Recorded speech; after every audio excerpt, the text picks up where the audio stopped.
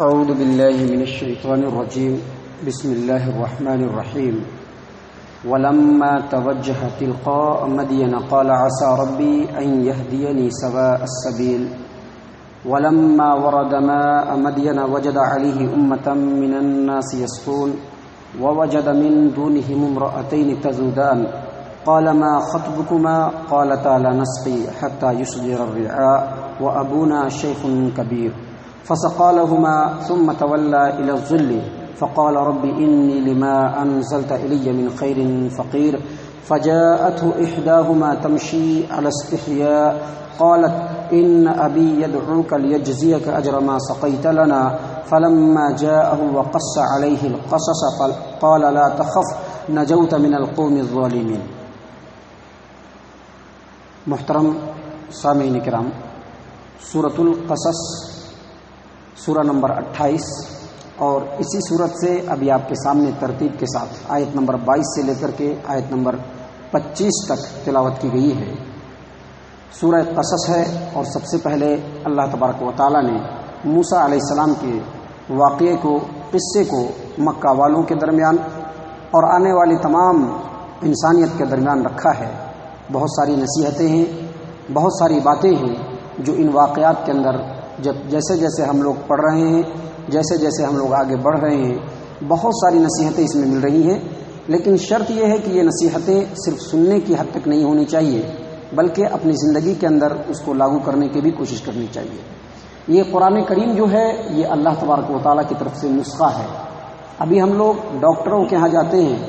Doctor سے consult کرتے ہیں، وہاں سے ہم لوگ نسخے لاتے ہیں تو ویسے ہی اس کو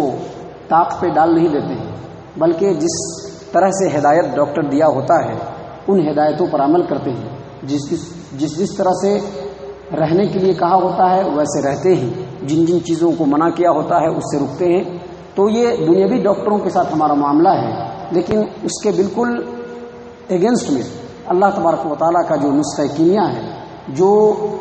قیامت تک کے آنے والے انسانیت کے لیے شفا یابی بھی ہے، ہدایت بھی ہے، اس کے ساتھ جو ہمارا معاملہ ہے اس کے بارے میں ہمیں خود غور کرنا چاہیے. کہنے اور سنانے کی بات نہیں ہے. تو اللہ تبارک و تعالیٰ نے موسیٰ علیہ السلام کے واقعے کو بیان کیا.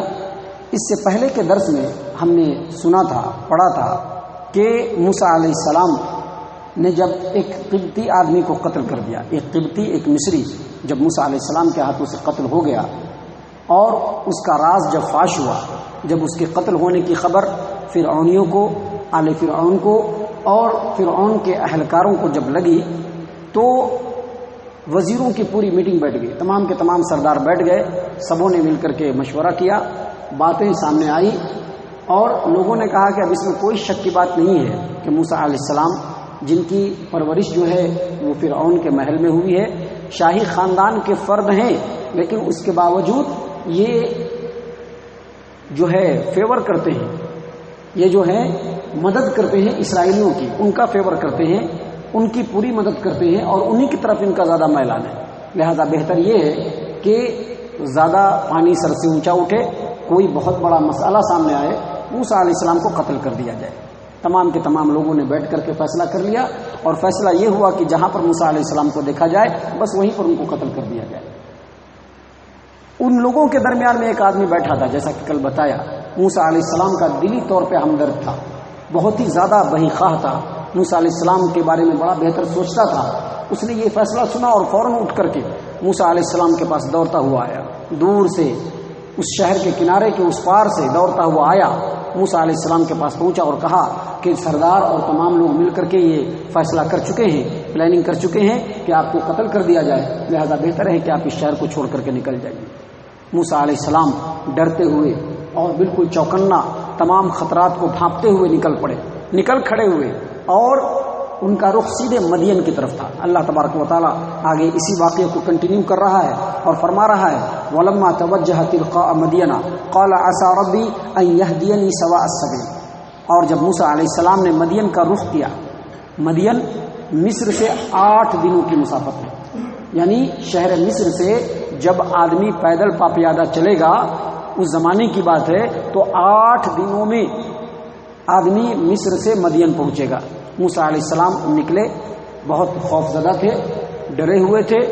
لیکن خطروں کو بھانپ رہے تھے اور اللہ تبارک و تعالیٰ سے دعا کر رہے تھے، کہہ رہے تھے عسیٰ ربی ان یہدینی سواء السبیل، میرا رب مجھ کو سیدھے راستے پر ڈالے گا، میرا رب میرے لیے بڑا مہربان ہے، میرے رب نے ہی مجھ کو پیدا کیا ہے، وہی میری رہنمائی کرے گا اور ایسے راستے پر ڈالے گا جو مجھ کو سیدھے مدین شہر میں پہنچا دے گا۔ موسیٰ علیہ السلام آگے بڑھے، 8 دنوں کی مسافت طے کی اور مدین کے کنویں پر پہنچے، یعنی جہاں پہ مدین کی شروعات ہوتی ہے شہر کی، وہاں پر سامنے ایک کنواں لگا ہوا تھا۔ موسیٰ علیہ السلام کنویں پر پہنچے، اللہ تبارک و تعالیٰ فرماتے ہیں وَلَمَّا وَرَدَ مَاءَ مَدْيَنَ وَجَدَ عَلَيْهِ أُمَّةً مِّنَ النَّاسِ يَسْقُونَ، جب مدین کے کنویں پر پہنچے تو دیکھا کہ وہاں پر بہت زیادہ بھیڑ لگی ہوئی، ایک جم غفیر ہے، لوگ اپنے اپنے جانوروں کو لے کر کے آئے ہوئے ہیں، کنواں ہے، کنویں پہ ایک بھاری ڈول بکٹ ہے جو بہت بھاری بکٹ ہے، اور 2 آدمی مل کر کے اس کنویں سے پانی نکالتے ہیں بمشکل، اور نکال کر کے اپنے جانوروں کو پلاتے ہیں اور پھر چلے جاتے ہیں، تو پھر دوسرا آدمی آتا ہے، بڑی بھیڑ لگی ہوئی ہے، اور بازو میں ہی دو عورت کھڑی ہوئی ہے جو اپنے جانوروں کو روک رہی ہے جانوروں کو۔ اللہ تبارک و تعالیٰ نے اسی بات کو یہاں پر واضح کیا ہے کہ وَلَمَّا وَرَدَ مَاءَ مَدْيَنَ، جب موسیٰ علیہ السلام مدین کے کنویں پر پہنچے، وَجَدَ عَلَيْهِ أُمَّةً مِّنَ النَّاسِ يَسْقُونَ، تو دیکھا کہ وہاں پر ایک بڑی بھیڑ ہے جو پانی پلا رہی ہے، پانی پی رہی ہے، پانی کو لے رہی ہے۔ وَوَجَدَ مِن دُونِهِمُ امْرَأَتَانِ تَذُودَانِ، اور دیکھا کہ سائیڈ میں ان لوگوں سے الگ ہو کر کے 2 عورتیں کھڑی ہوئی ہیں جو اپنے بکریوں کو روک رہی ہیں۔ بکری جو ہے پانی پینا چاہتا ہے لیکن اپنے بکریوں کو کس کے پکڑ کے کھڑی ہوئی ہیں اور انتظار کر رہی ہیں۔ موسیٰ علیہ السلام ان عورتوں کے پاس جاتے ہیں، کہتے ہیں ما خطبکم، آپ لوگ کیوں ایسے کھڑی ہوئی؟ شریف آدمی تھے، دل کے اندر ہمدردی تھی،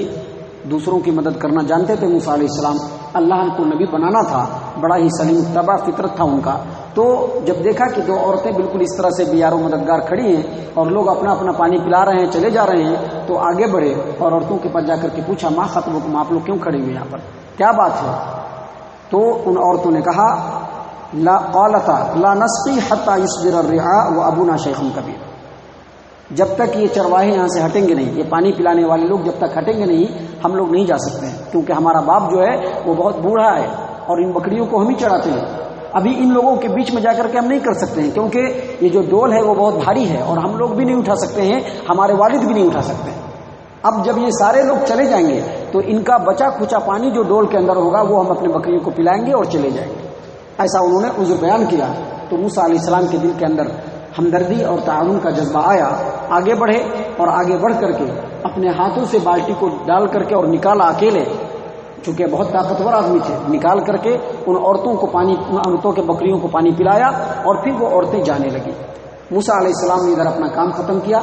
اور چونکہ بہت دنوں سے 8 دنوں سے مسلسل سفر کر کے مدین پہنچے تھے، بالکل تھکے ہوئے تھے، بھوک سے بے قرار تھے، پورا بدن چور تھا، آ کر کے ایک درخت کے سائے میں بیٹھ گئے اور درخت کے سائے میں بیٹھنے کے بعد رب العالمین سے دعا کی۔ یہ ہے فرق آج کے ہماری سوچ کا اور ایک نبی اور ان لوگوں کی سوچ کا جن کو اللہ تبارک و تعالیٰ نے اس دنیا کے اندر بڑا بنایا ہے۔ دیکھیے عورت کی مدد بھی کی، عورت مقامی ہے، مدد کرنے کے باوجود یہ نہیں کہا کہ میں مسافر ہوں، بڑا بھوکا ہوں، بہت پریشانی ہے۔ آپ آگے پڑھیں گے اس تفسیر کو تو آپ کو سمجھ میں آ جائے گی پوری بات۔ اس کے باوجود انہوں نے ان سے اجرت نہیں مانگا بلکہ ان کو جانے دیا، اور درخت کے سائے میں آنے کے بعد رب العالمین کی طرف ہاتھ کو اٹھا دیا، کہا رب انی لما انزلت الی من خیر فقیر، اے اللہ جو تو بہتری نازل کرنے والا ہے، جو تو خیر نازل کرنے والا ہے، اللہ میں اس کا محتاج ہوں۔ یہ نہیں کہا کہ اللہ میں بہت بھوکا ہوں مجھ کو کھانا کھلا دے، اللہ سے بھی یہ نہیں کہا کہ اللہ میں بہت بھوکا ہوں کھانا کھلا دے، کوئی سبیل نہیں ہے، کوئی رستہ نہیں ہے، بلکہ توکل اللہ پر تھا، پیغمبرانہ شان تھی سامنے، ہر چیز کو سامنے رکھتے ہوئے اللہ نے جو علم و فہم اور جو دل کے اندر سچائی اور سلامتی دی تھی، عورتوں کی مدد کرنے کے باوجود ان کے سامنے ایک زبان نہیں ہلایا بلکہ ان کو جانے دیا، اور جانے دینے کے باوجود آ کر کے بیٹھے کس کے نیچے؟ درخت کے نیچے، اور اللہ تبارک و تعالیٰ سے دعا کی رب انی لما انزلت الی من خیر فقیر، اے اللہ جو تو بھلائی نازل کرنے والا ہے، اے اللہ اس کا میں بہت محتاج ہوں، اے اللہ اپنے بھلائی کو نازل کر دے۔ دعا کر رہے تھے، بیٹھ گئے تھے، آ کر کے عورتیں جا رہی تھی۔ بعض مفسرین نے تو یہ بھی لکھا ہے، حالانکہ اس کی کہاں تک حق ہے یہ نہیں بتایا جا سکتا، لیکن بہت سارے مفسرین نے یہ بھی لکھا ہے کہ موسیٰ علیہ السلام جو دعا کر رہے تھے، اللہ تبارک و تعالیٰ نے اس دعا کو ان دو عورتوں میں سے ایک کے کان میں ڈال دیا۔ اور مفسرین نے یہ بھی لکھا ہے کہ وہ دونوں عورتیں جب جا رہی تھی تو ان کے دل کے اندر ایک ہمدردی تھی کہ ایک اجنبی آدمی ہم لوگوں کو جانتا بھی نہیں، اتنی مدد کی ہماری، اور اس کے بعد وہ جب چلے جا رہے تھے تو ایک عورت نے پلٹ کر کے دیکھا، یا دونوں عورتوں نے پلٹ کر کے دیکھا، تو دیکھا کہ موسیٰ علیہ السلام ایک سایہ دار درخت کے نیچے بیٹھ رہے ہیں اور اس میں ٹیک لگا کر کے لیٹ رہے ہیں، تو انہوں نے سمجھ لیا کہ یہ کوئی اجنبی آدمی ہے، کوئی مسافر ہے۔ وہ لوگ جلدی سے جلدی اپنے گھر کی طرف جانے لگے۔ اللہ تبارک و تعالیٰ نے آگے واقعہ بیان کیا کہ فجاءته احداهما تمشي على استحياء، یہ دونوں گئیں، جا کر کے اپنے والد کے پاس پہنچی، اور والد کے پاس پہنچنے کے بعد موسیٰ علیہ السلام کا پورا واقعہ سنا دیا کہ ایک بھلا مانس تھا، ایک اچھے انسان تھے، وہ آئے، ہم لوگوں کی ایسے سے مدد کی، وگرنہ ہم لوگوں کو آنے میں بڑا دیر لگتا، بہت پریشانی ہوتی، لیکن انہوں نے آ کر کے پانی پلا دیا ہمارے جانوروں کو، تو ہم لوگ جلدی چلے آئے۔ ان کے والد صاحب نے کہا کہ ان کو لے کر کے آنا تھا گھر پہ ساتھ میں، کون تھے، کیا تھے، کس طرح کے مسافر تھے۔ تو ان دونوں بہنوں میں سے ایک بہن بالکل شرماتی ہوئی پورے پردے کے عالم میں، عمر بن خطاب رضی اللہ عنہ اس کی تفسیر بیان کرتے ہیں کہ وہ دونوں عورتیں شریف زادیاں تھیں اور بالکل پردے میں تھیں، اور انہوں نے اپنے گھونگھٹ کو بالکل اپنے چہرے پر ایسے ڈالا ہوا تھا، اور بالکل شرماتی لجاتی، جیسا کہ عام طور پر عورتیں جو ہوتی ہیں، جو شریف زادیاں ہوتی ہیں، وہ غیر مردوں سے بات کرنے میں ان کے اندر بڑی جھجک ہوتی ہے، وہ ڈائریکٹ بات نہیں کرتی ہیں، بلکہ بالکل ضرورت کے وقت بات بھی ایسے کرتی ہیں کہ ان کی آواز کے اندر شرمندگی ہوتی ہے، تو بالکل اسی شرمندگی کے ساتھ لجاتے ہوئے، شرماتے ہوئے موسیٰ علیہ السلام کے پاس آتی ہیں۔ اور دیکھیے کہ اللہ تبارک و تعالیٰ نے کتنی جلدی موسیٰ علیہ السلام کی دعا کو قبول کیا، کتنی جلدی دعا کو قبول کیا۔ موسیٰ علیہ السلام ابھی بیٹھے اور رب سے دعا کیا، بالکل تھکے ماندے، اللہ تبارک و تعالیٰ فرما رہا ہے فجاءته احداهما تمشي على استحياء، ان میں سے ایک بالکل شرماتی ہوئی موسیٰ علیہ السلام کے پاس آئی،